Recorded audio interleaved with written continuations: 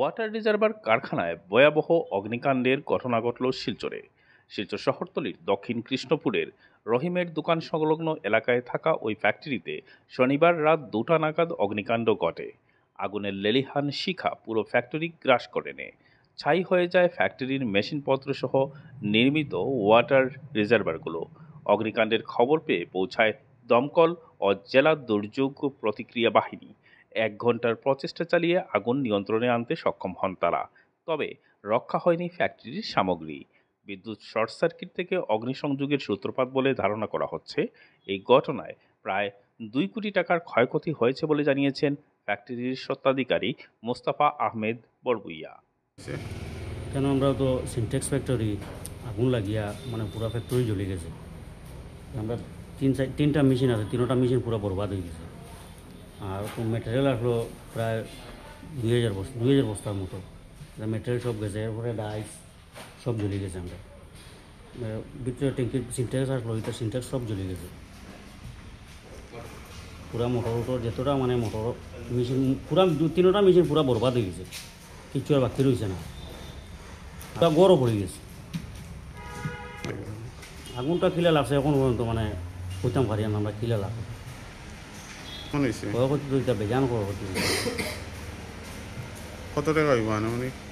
এটা তো মোটামুটি 3 কোটির দাঁড় হইব, 2.5-3 কোটির দাঁড় হইব না। মানুষটাও কিছু হয়েছে না।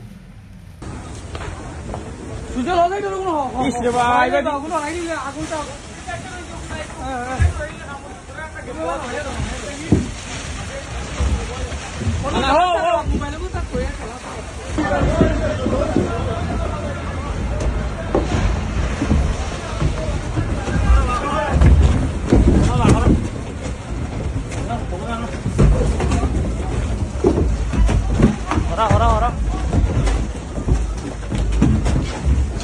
Loh.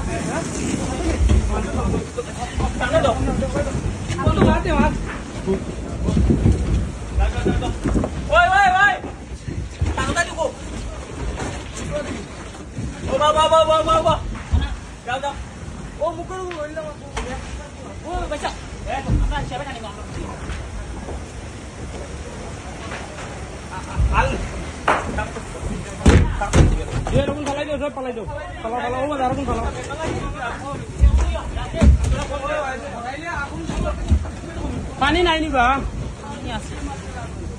এটা কিতা মাটা ও সাইডে কোনাত মারো না, পানি মারো না। মানুষের বাড়িতে লুবো তো ভাই গিয়া